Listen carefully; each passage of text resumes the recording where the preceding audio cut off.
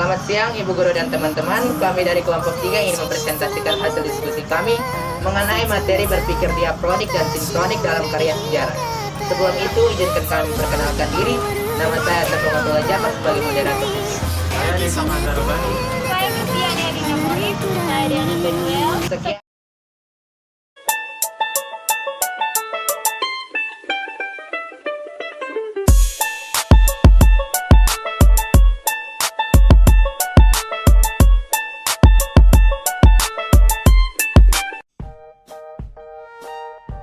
Bab 3.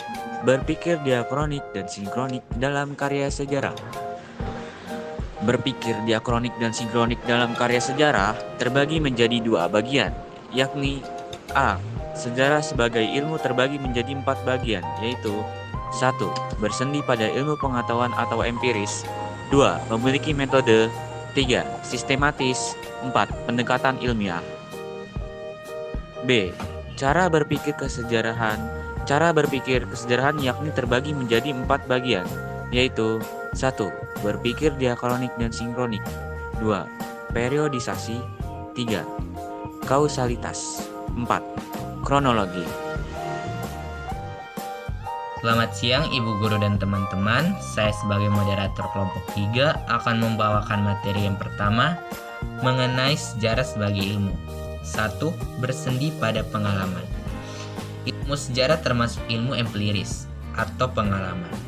Karena sejarah berlandaskan pengalaman, manusia di masa lampau yang menjadi pengetahuan sejarawan kemudian mengambil pengalaman itu dan direkam dalam dokumen. Lalu dokumen itulah yang ditaati oleh sejarawan.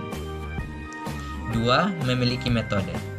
Metode adalah salah satu unsur yang harus dimiliki oleh ilmu. Seperti proses rekonstruksi sejarah, mulai dari mencari dan menemukan sumber, kritik sumber, sampai dengan penulisan hasil peneliti berdasarkan metode. Sistematis. Dengan landasan metode, sejarah sebagai kisah ditulis secara sistematis. Hubungan antar bab dan hubungan antar subbab pada setiap bab disusun secara kronologis, sehingga uraian secara keseluruhan bersifat diakronis. Memanjang menurut alur waktu, uraian sistematis akan menunjukkan hubungan antara satu fakta dan fakta lain yang bersifat kualitas. Hubungan sebab akibat, karena sejarah merupakan suatu proses. 4. Pendekatan ilmiah.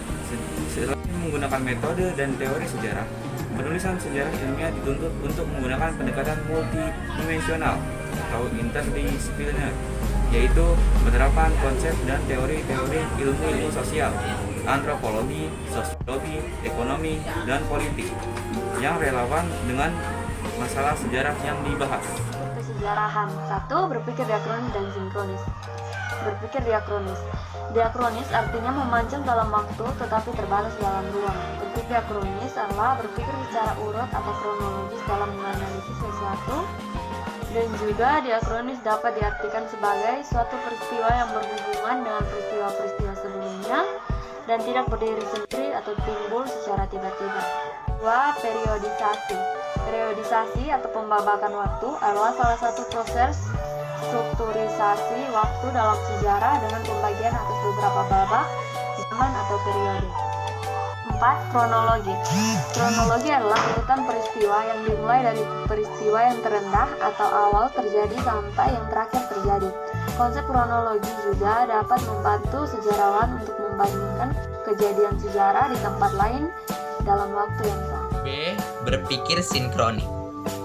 Berpikir sinkronik dalam sejarah adalah mempelajari peristiwa yang sezaman atau bersifat horizontal.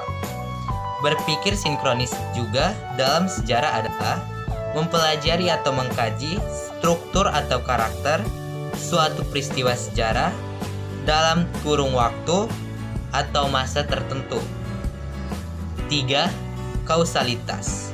Kausalitas merupakan suatu rangkaian peristiwa yang mendahului dan peristiwa yang menyusul. Kemudian kausalitas juga merupakan prinsip sebab akibat.